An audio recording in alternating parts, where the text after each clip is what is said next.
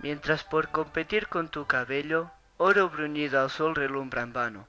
Mientras con menosprecio en medio llano, mira tu blanca frente el lilio bello. Mientras a cada labio, por cogello, siguen más ojos que al clavel temprano, y mientras triunfa con desdén lozano, del luciente cristal tu gentil cuello.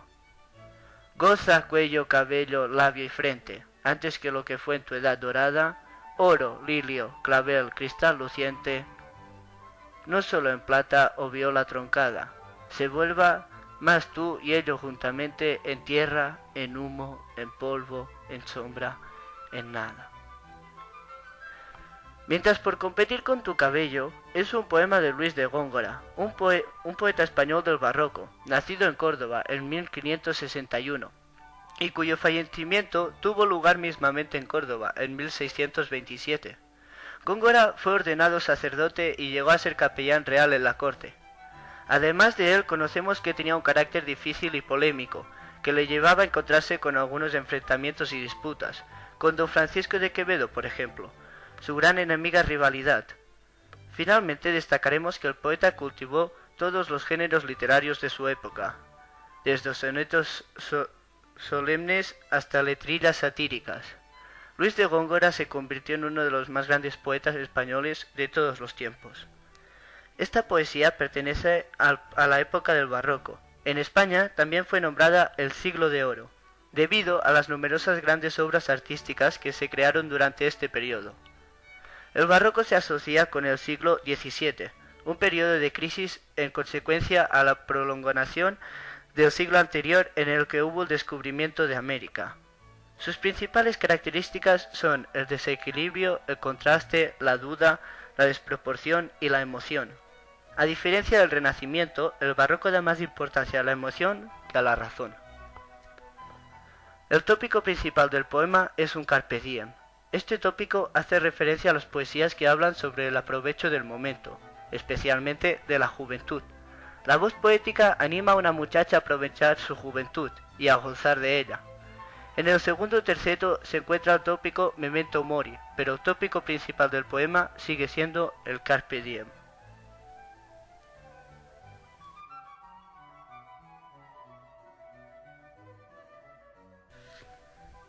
Este poema de Luis de Góngora no tiene título, pero utilizando la norma general pondremos el primer verso como este. El poema tiene de estructura el soneto. Un soneto es una composición poética compuesta por 4 estrofas cuyas 2 primeras son cuartetos y las 2 restantes son tercetos. Compuesto por versos en decasílabos, por lo tanto nos encontramos delante de un poema de arte mayor, cuya rima es consonante. La rima es la siguiente: A, B, B, A, B, B, A, C, D, C, D, C, D. Antes de empezar con la explicación del poema, diremos algunos rasgos importantes para que podamos entender el poema con claridad. Nos encontramos delante de una estructura que se divide en 2 partes, cuyas son la descripción de la muchacha, o descriptio puellae, que lo forman los cuartetos, y la reflexión del poeta, que lo forman los tercetos.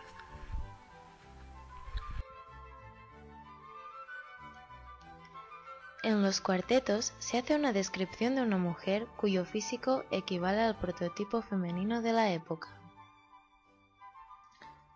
En el primer verso, mientras por competir con tu cabello, oro bruñido sol relumbra en vano, muestra una idealización del rubio cabello de la muchacha. Un metal bruñido es el que llega hasta el punto de conseguir reflejar. El sol relumbra en vano significa que lo ilumina inútilmente. Inútilmente porque el cabello por sí solo ya ilumina. El tercer y cuarto verso hacen referencia a la frente y a la piel blanca, que son otros rasgos físicos que se relacionan con la belleza exterior.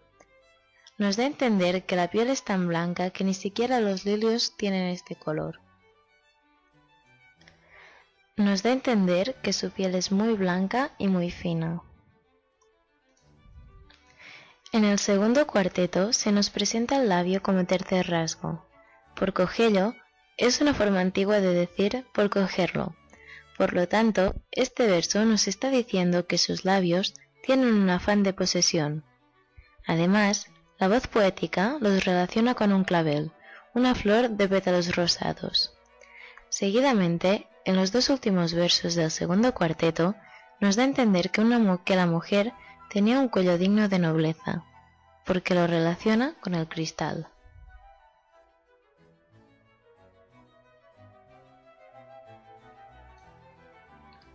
Los dos cuartetos describen 4 rasgos físicos que siguen un orden descendiente de la posición en la que se encuentran sobre el rostro. Cada rasgo físico se relaciona con un elemento. 2 de ellos son flores y los otros 2 objetos de valor. Cada rasgo está introducido por el adverbio de tiempo mientras. Es una palabra que solo hace referencia al presente. Aunque este poema sea de la época barroca, debemos añadir que se mantiene el ideal femenino renacentista. La mujer noble, de piel blanca, pelo rubio y labios rosados. El primer terceto empieza por la palabra clave de todo el poema, goza, verbo que se encuentra en imperativo. Es el verbo principal de todo el poema. Va seguido de los 4 rasgos físicos relacionados con la belleza exterior. Tan solo con el primer verso del primer terceto comprendemos la reflexión que llevó a cabo Góngora, que debe gozar de la juventud y la belleza, porque es algo pasajero. El segundo verso, introducido por un adverbio de tiempo referente al pasado, contiene el verbo fue, que está en una forma de tiempo que indica el pasado. Este verbo introduce edad dorada, que se refiere a la juventud. El tercer verso es una enumeración de los objetos que se relacionan con las partes citadas del rostro de la muchacha.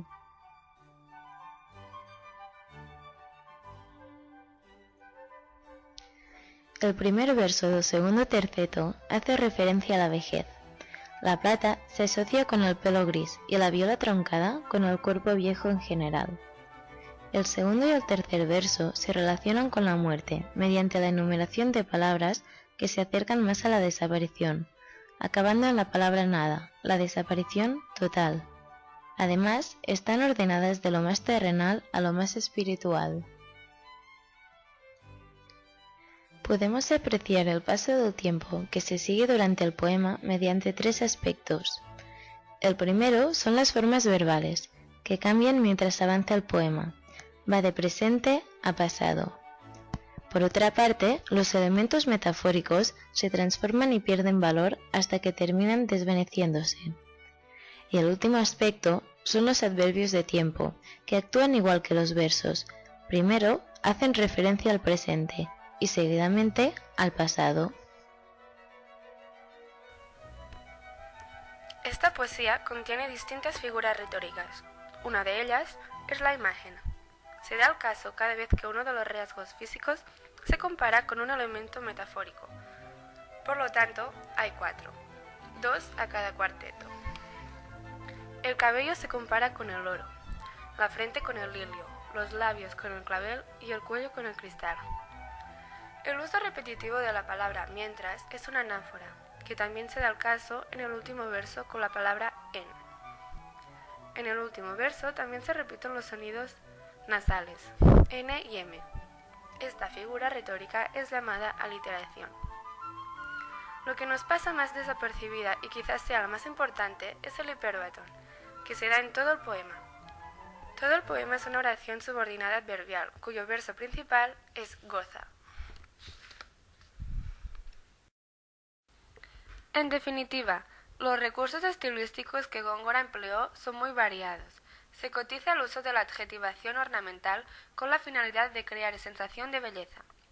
Casi todos los sustantivos del texto están acompañados por epítetos. Oro bruñido, lirio bello, desdén lozano.